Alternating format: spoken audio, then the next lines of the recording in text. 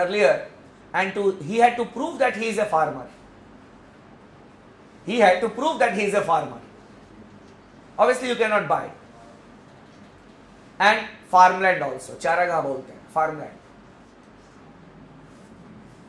But no political rights. You cannot contest elections. No right to vote. No right to vote. And you cannot be appointed in defense services. In the civil offices, a person can be appointed. Don't feel that the PIOs or NRIs, PIOs or OCIs will apply for your type of job. It is not like that.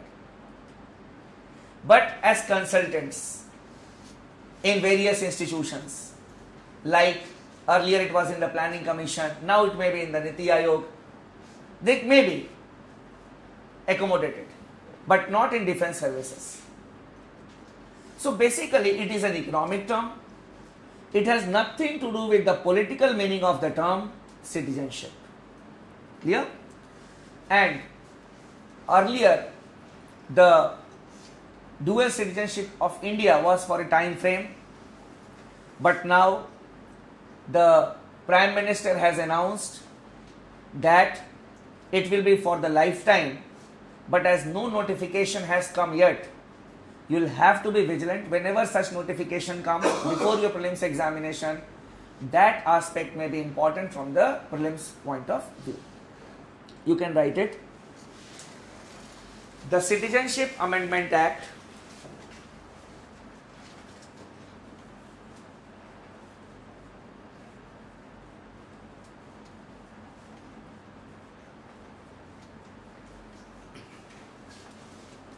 (2003)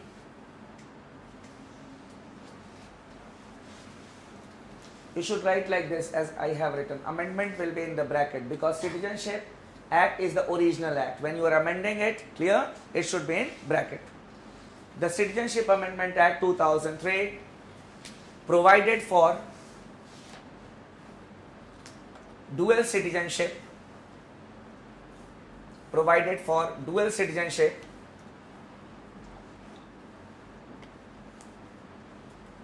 for the PIOs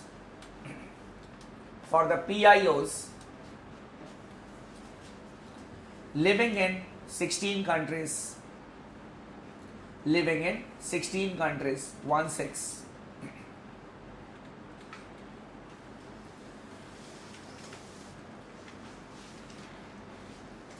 Next, the Citizenship Amendment Act 2005.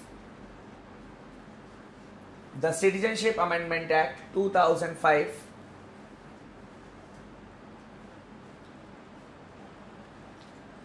provided for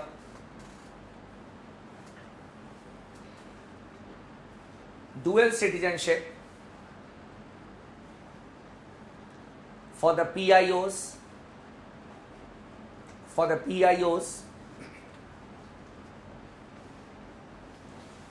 as well as the OCIs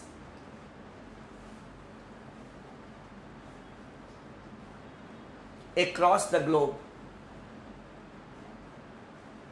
Across the globe means people all over the world. To people all over the world. Those who wish to acquire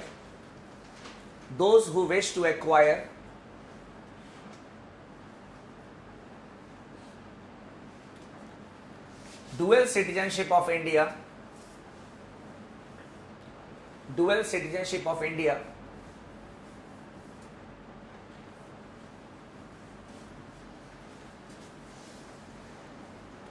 have to buy a PIO card or OCI card, PIO card or OCI card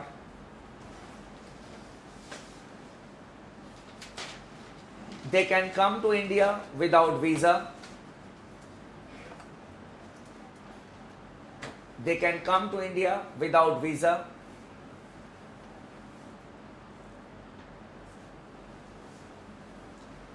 They can buy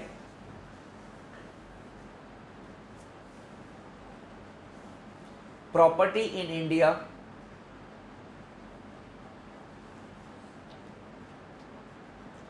except agricultural land and farmland,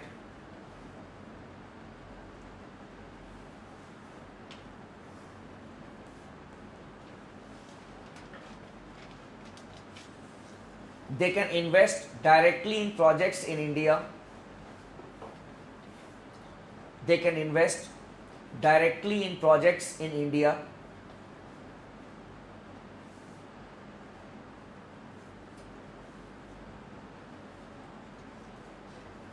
But they have no political rights.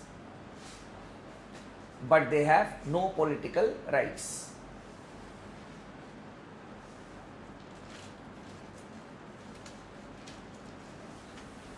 That is, they cannot contest elections.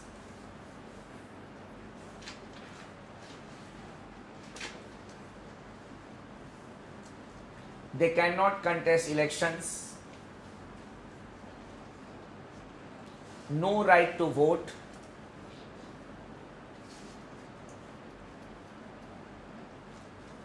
And they cannot be appointed in defense services. In defense services.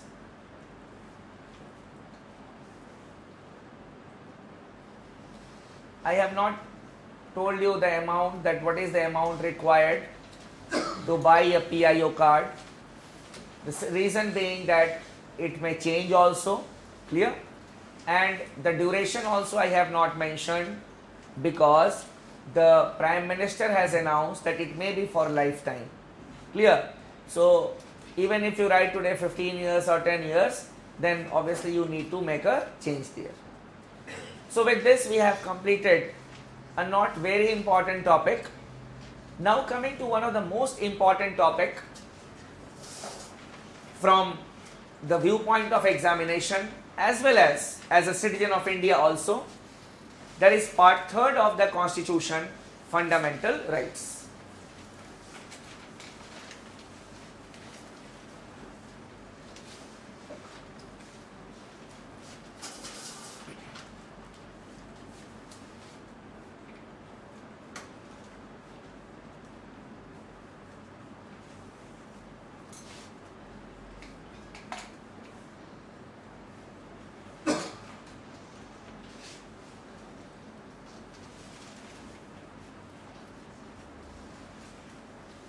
Fundamental rights.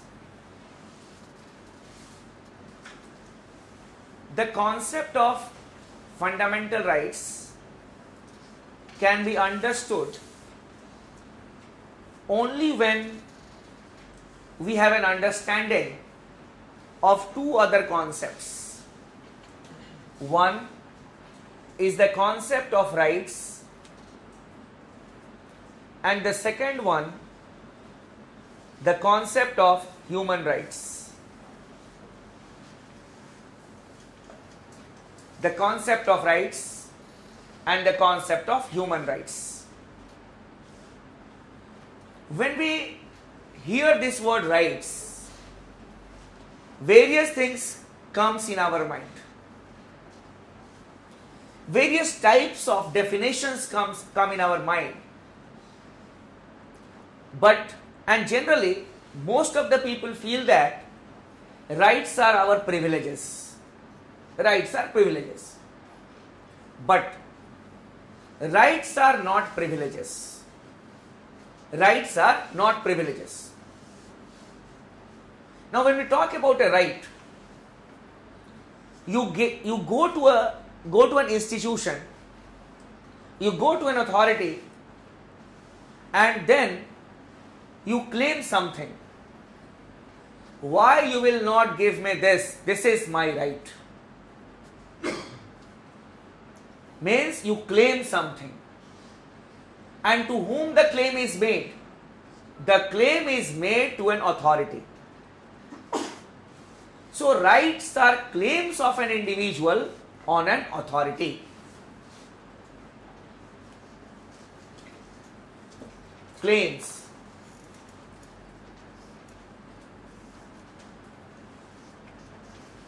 of an individual on an authority. Rights cannot be enjoyed in vacuum. If an authority is not there, you cannot enjoy rights. For example, if the state is not there, against whom you will claim the right? That give me this right. Who will give you the right? The rights have to be given to you by someone. This is the legal dimension of rights. That rights are the claims of an individual on an authority. Now, coming to the moral dimension of rights. Why the rights are needed? Rights are needed for the complete development of our personality. It has been said that rights are those conditions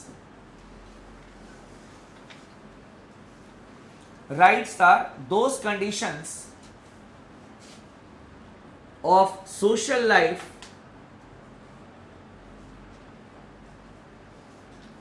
without which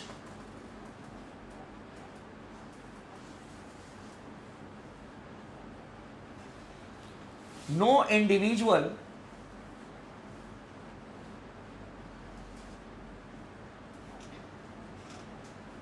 can be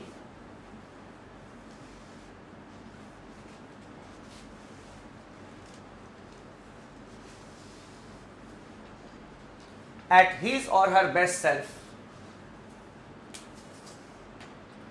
Rights are those conditions of social life without which no individual can be at his or her best self.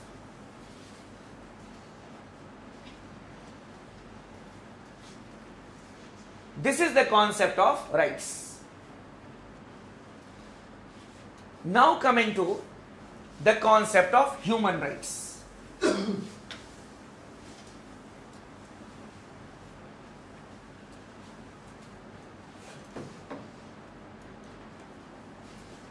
There are two words here. One is man. Man is a biological animal.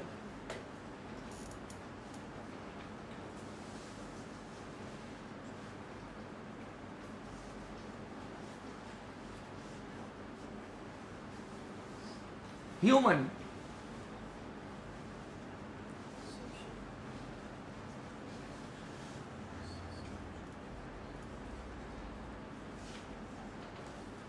is a sociological entity.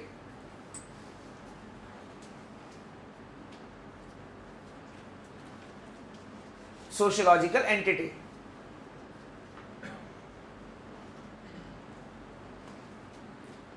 Now, when we talk about an animal,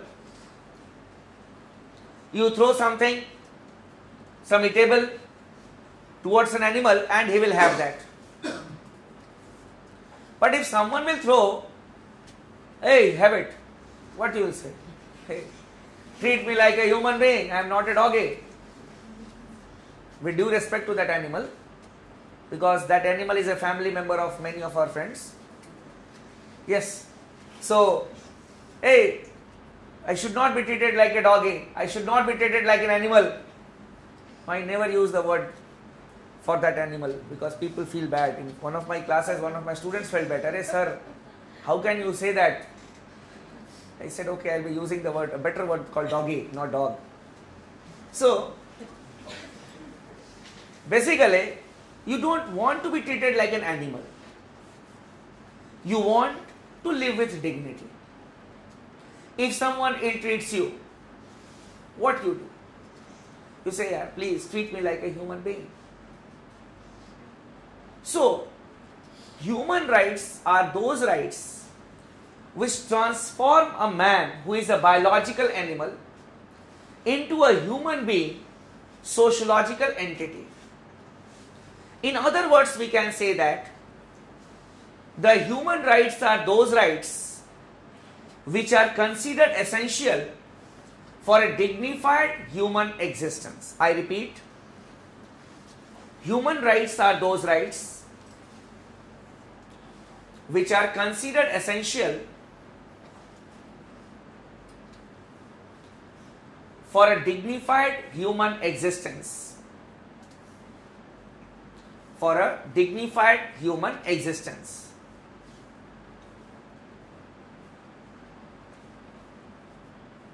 Now, when it all started? It all started in the 17th century when some liberal philosophers gave the idea of rights. They did not use the word human rights, but it all emerged with the concept of natural rights.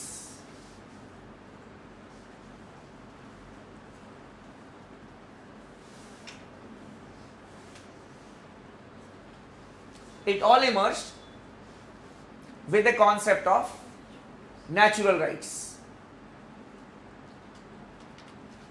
John Locke, who is considered as the father of English liberalism, he gave the concept of natural rights. And he held that there are three natural rights of an individual: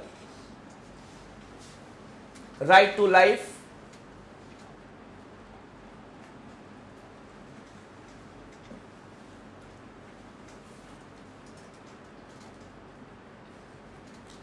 right to liberty, and right to property.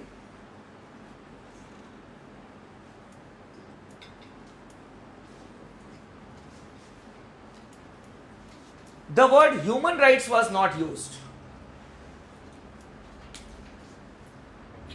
These three rights were considered to be inalienable and absolute rights. Inalienable means you cannot alienate it from a human being. Why? Because they have been born as human beings, and the nature has given these rights to us. No individual or no state has given these rights to us.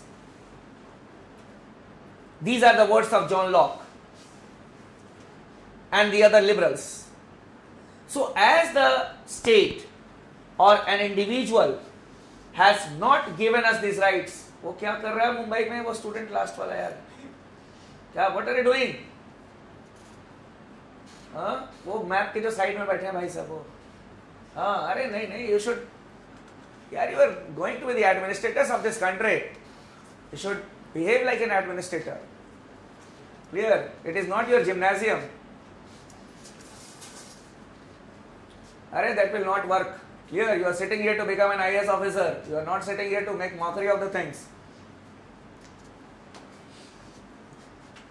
Yes.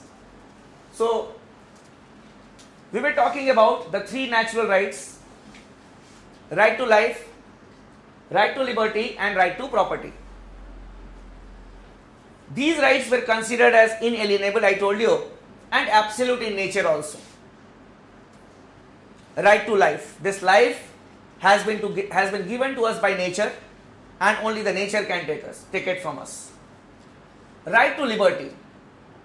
Freedom has been given to us because we all are considered to be rational beings. When we are irrational, the freedom is curtailed. The freedom is curtailed. Then, when we talk about right to property is considered as sacrosanct by the liberals. It is considered as sacrosanct.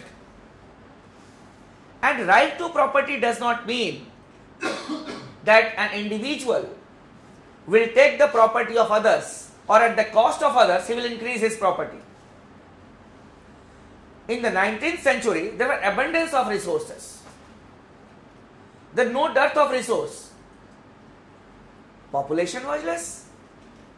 So it was felt that if an individual puts his labor in the resource that we are having, that will become his property. That will become his property. For example, if a piece of land is here, we will go there and will do agriculture.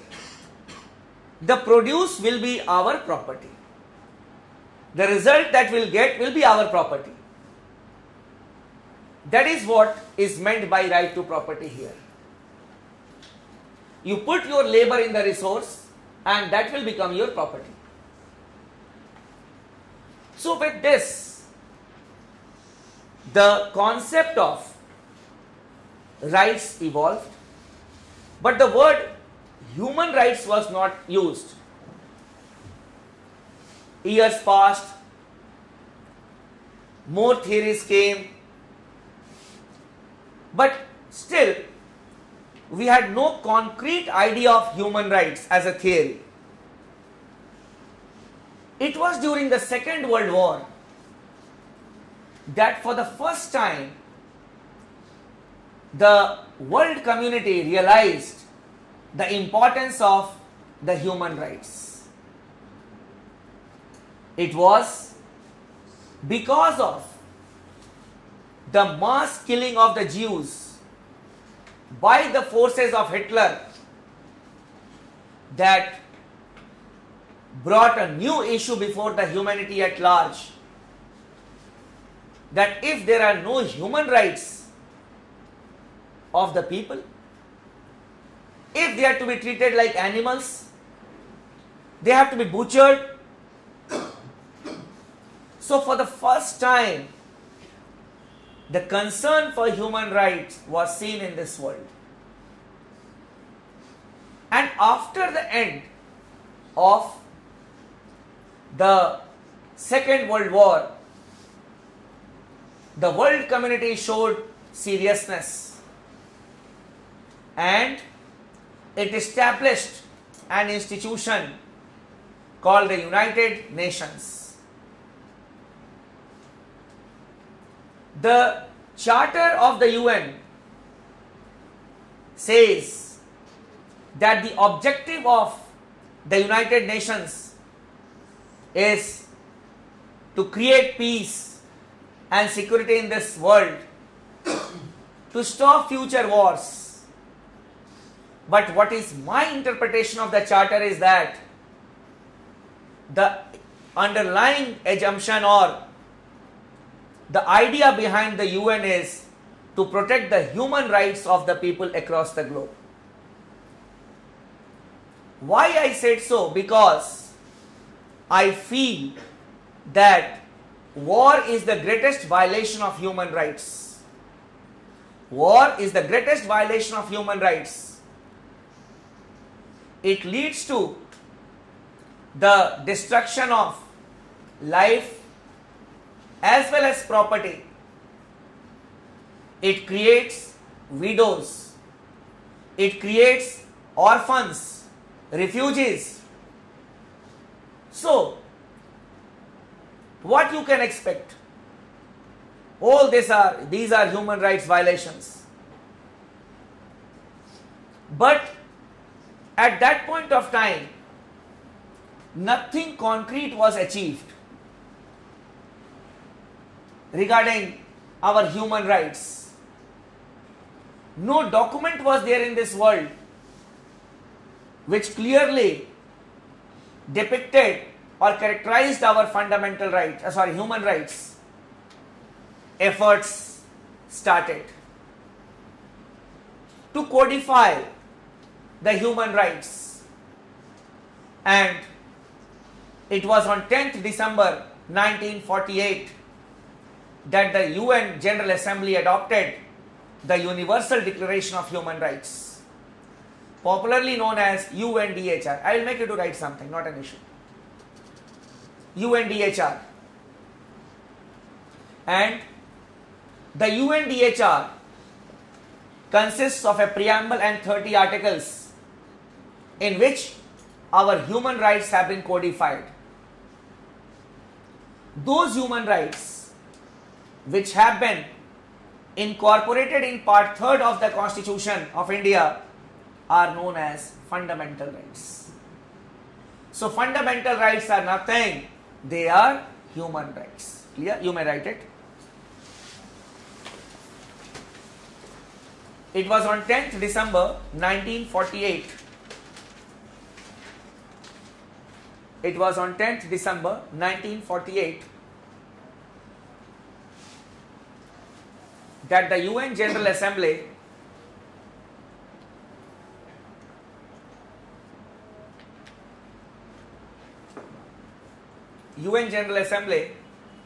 adopted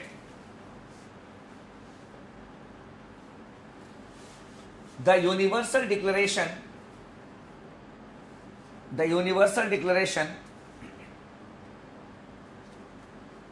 of Human Rights, UNDHR. It is a standard abbreviation, you can use it anywhere. UNDHR. The UNDHR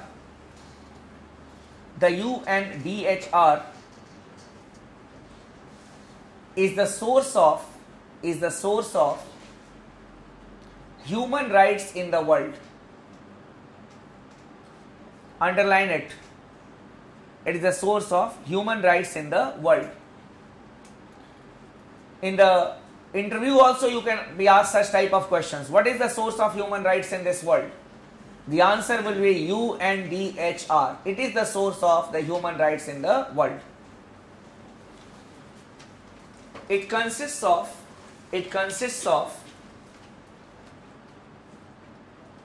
a preamble and 30 articles, 30 and 30 articles.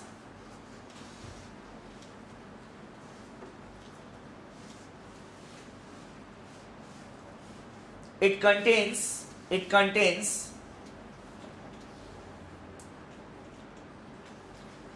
wide gamut of GAMUT, wide gamut of rights,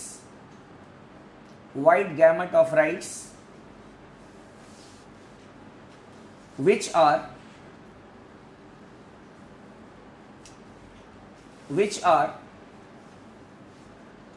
economic, political,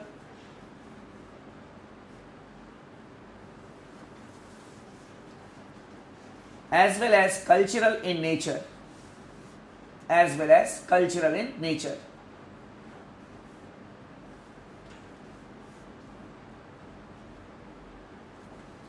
Some of the important human rights are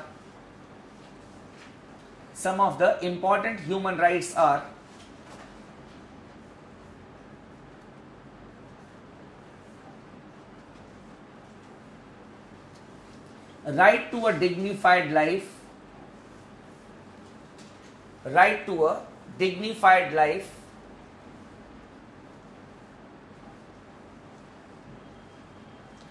right to property,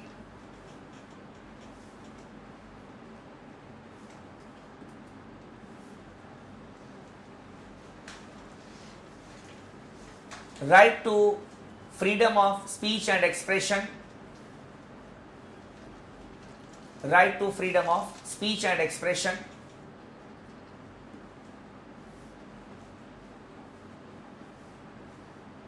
right to equality before law, right to equality before law,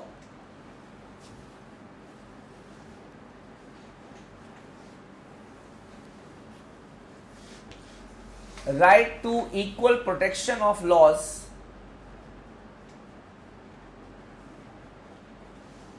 right to equal protection of laws,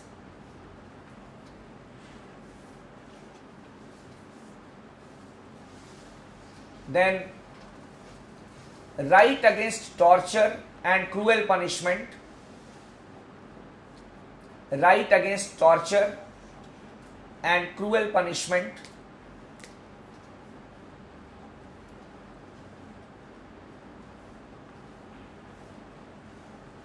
then right to work and earn a livelihood, right to work and earn a livelihood,